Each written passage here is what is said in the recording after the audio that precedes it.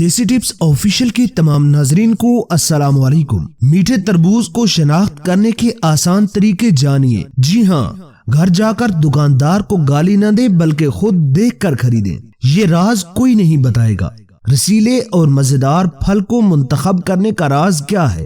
تربوز خریدنا اکثر مشکل محسوس ہوتا ہے کیونکہ یہ اندازہ لگانا ممکن نہیں ہوتا کہ پھل اندر سے میٹھا نکلے گا یا نہیں۔ آپ محض دیکھ کر میٹھے تربوز کا انتخاب نہیں کر سکتے اور گھر جا کر پھیکے پھل کا ذائقہ بہت تلخ محسوس ہوتا ہے۔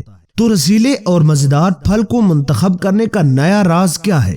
ویسے تو پھل کی شناخت کے مختلف طریقے ہیں مگر دو چیزیں مشترک ہیں۔ ایک، جو پھل مختصر ہونے کے باوجود زیادہ وزنی محسوس ہوگا، اس کے میٹھے ہونے کا امکان زیادہ ہوگا کیونکہ وزنی ہونے سے اندازہ ملتا ہے کہ پھل میں زیادہ رس، زیادہ مٹھاس اور زیادہ ذائقہ موجود ہے۔ دوسری چیز یہ ہے کہ ہر چیز متوازن ہو، یعنی پھل سے جو خوشبو آ رہی ہے وہ بہت زیادہ نہ ہو، اس کی جلد مستحکم ہو مگر بہت زیادہ مستحکم بھی نہ ہو۔ تو میٹھے تربوز کی شناخت کیسے کریں؟ اس کے چند طریقے آج کی اس ویڈیو میں ہم آپ کو بتائیں گے، تو ویڈیو کو مکمل ضرور دیکھیے گا۔ تربوز کے اوپر والا چھلکا بہت زیادہ جگمگا نہ رہا ہو۔ جی ہاں، زیادہ چمکدار چھلکے کا مطلب یہ ہوتا ہے کہ یہ پھل ابھی تک پکا نہیں ہے۔ نشان کو دیکھیں، ایک اچھے تربوز میں پیلے رنگ کا دھبا یا نشان موجود ہوتا ہے۔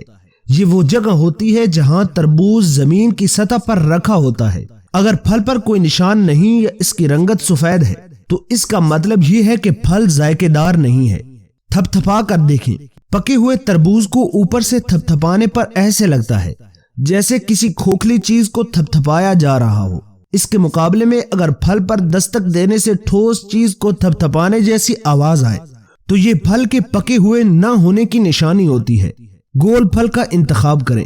بیضوی شکل کی جگہ گول تربوز زیادہ مزیدار ہوتے ہیں، تو چھوٹے مگر گول شکل کے تربوز کو ترجیح دیں۔ پیارے دوستو، امید کرتے ہیں آج کی ہماری ویڈیو آپ کو بہت پسند آئی ہوگی۔ ویڈیو پسند آئی ہو تو ویڈیو کو لائک کر کے اسے دوستوں کے ساتھ لازمی شیئر کیجیے گا، اور صحت کے بارے میں ہماری آنے والی ہر ویڈیو دیکھنے کے لیے چینل کو سبسکرائب کر کے بیل آئیکن کو ضرور دبا دیجیے گا۔ ملتے ہیں نیکسٹ ویڈیو کے اندر، تب تک کے لیے اپنا اور اپنے پیاروں کا ڈھیر سارا خیال رکھیے گا۔ مجھے دعاؤں میں یاد رکھیے۔ اللہ نگہبان۔